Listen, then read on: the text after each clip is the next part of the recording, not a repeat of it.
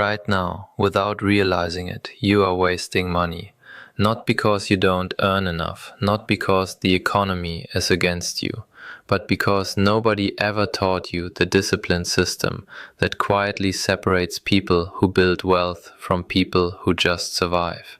And here is the brutal truth. Most people will watch their bank account shrink this week, blame it on circumstances, and do nothing differently next month. By the end of this video, you will have 4 of those tricks in your hands, and if you apply even one of them starting today, your relationship with money will look completely different within 24 hours. For years, I studied the financial habits of Chinese families across different income levels. Families that had very little on paper, but somehow accumulated more than households earning twice as much. I watched how they talked about money, how they avoided certain conversations, how they made their children sit at the table during budget discussions, how they treated a single wasted yuan like a crack in a foundation. But what struck me most was this. Their discipline wasn't painful to them. It wasn't a sacrifice. It was just the way life worked. It had been installed so deeply, so early, that it operated like a quiet engine running beneath everything they did. That is what I want to give you today. But let me tell you something I have never forgotten. I grew up watching my mother sit at the kitchen table every single evening, not watching television, not scrolling through her phone, writing. Every purchase from that day, recorded by hand in a worn notebook she kept next to the rice cooker. $4 on vegetables, 60 cents on transit, a single yuan saved from rounding down at the market. Everything visible, everything counted. I didn't understand it as a child. But then I grew older and started spending my own money, and I noticed something that frightened me. The moment I stopped writing things down, the money disappeared faster. Not because I earned less, but because invisibility is expensive. My mother used to say something that I carry with me to this day. The money you cannot see is already gone. She wasn't talking about theft. She was talking about the slow, silent drain of untracked spending. That kitchen table discipline, that quiet nightly ritual, it wasn't just bookkeeping, it was protection. And what I realized is that most households in the West never install this protection at all. That is the first place the leak begins. Here is what most people don't understand about Chinese financial discipline. It is not about restriction. It is not about suffering or living small. It is about installing a system that makes the right decision the automatic decision. Think about that. When discipline has to be forced, it fails. When temptation hits you unexpectedly, willpower collapses. But when your environment, your habits, and your daily rituals are already structured around protection, you don't need willpower. The system does the work for you. Chinese families have understood this for generations. They don't rely on motivation. They don't wait to feel ready. They build structures that make undisciplined spending structurally difficult. Here is the hidden law underneath all of it. Money flows toward people who make it hard to lose and easy to grow. Not toward the most talented, not toward the most ambitious, toward the most structurally protected. Every trick I'm about to share with you is a piece of that structure. 4 walls of a system that, once built, quietly guards your finances without you having to fight yourself every single day. Are you ready? Here is the first one. The first Chinese discipline trick is called the pain before pleasure rule, and it will feel uncomfortable the first time you apply it, which is exactly how you know it is working. Here is how most people spend money. They see something they want. They feel good imagining owning it. They buy it. Then they feel the financial pain afterward. But Chinese financial discipline reverses this sequence entirely.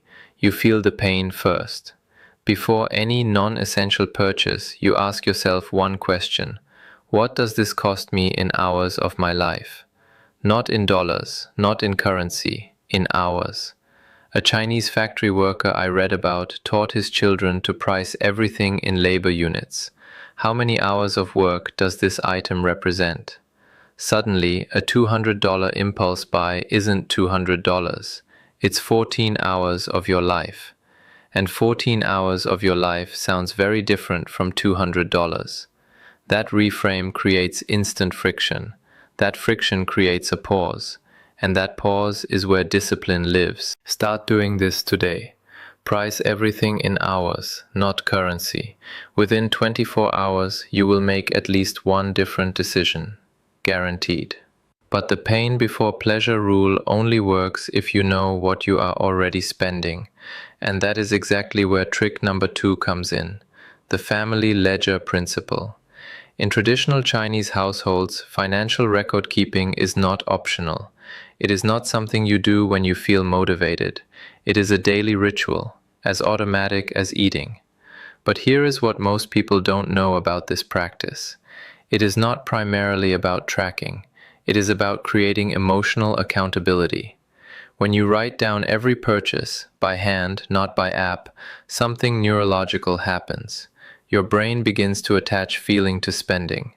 Research on manual writing confirms this. Handwriting activates emotional processing centers that typing simply does not reach. So when you write coffee $4 by hand, you feel it differently than when an app locks it silently in the background. The Chinese ledger tradition understood this long before neuroscience confirmed it. Visibility creates friction. Friction creates pause. Pause creates choice. Start a handwritten spending journal tonight. Every purchase, every amount. Within 3 days, your spending patterns will disgust you enough to change them. That disgust is the beginning of transformation. Now here is the trick that will surprise you most. Because it has nothing to do with budgets, apps, or financial planning. It has to do with reputation.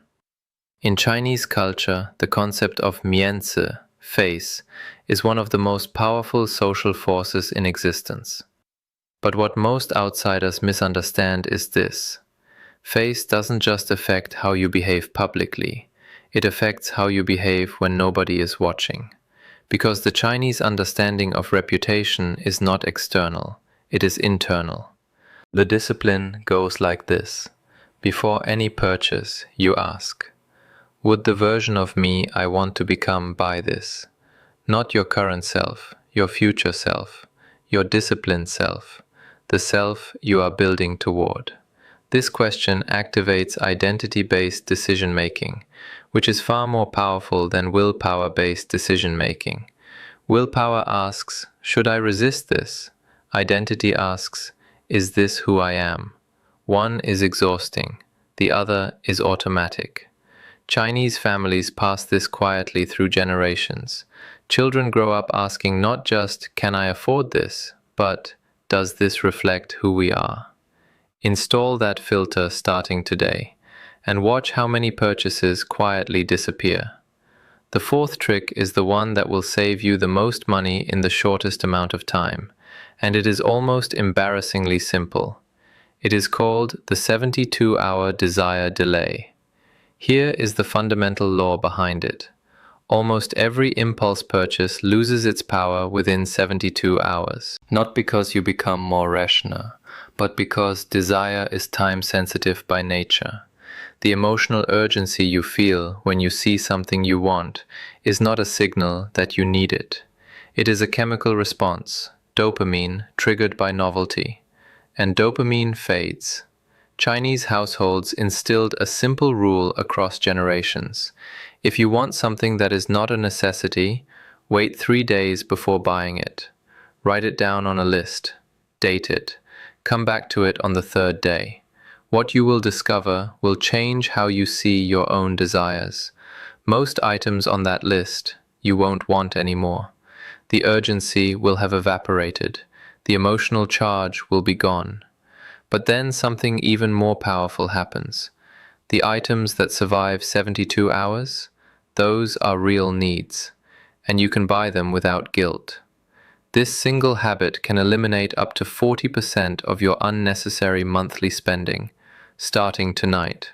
So let me give you the complete protocol. All 4 tricks installed together. Starting today, price every purchase in hours of labor before you buy it. Starting tonight, open a notebook and write every single expense by hand, no matter how small. From this moment forward, before any non-essential purchase, ask yourself, does the person I am becoming buy this? And for everything that survives those 3 filters, write it on a desire list and wait 72 hours. That is the system. 4 walls, 1 structure, built in a single day. You don't need to be Chinese to use this. You don't need a cultural background or a generational tradition. You just need to decide, right now, that invisible spending ends today. These 4 tricks work because they change the architecture of your decisions, not your willpower, your architecture. And architecture doesn't need motivation to function. Let me tell you what happens to the person who installs this system. Within 24 hours, they make at least 1 different spending decision. Within 1 week, they see their patterns clearly for the first time. Within 1 month, they have more left over than they have had in years. But here is the moral choice in front of you right now. You can close this video and return to the invisible leak, or you can decide today that the system changes. I want you to do one thing before you leave. In the comments below, write the word discipline. Not for me, for you. Because the moment you declare it publicly, something shifts internally. The version of you that builds wealth, it starts with a single decision. This is that moment. You now have the tools. You now have the system. Go build something that lasts.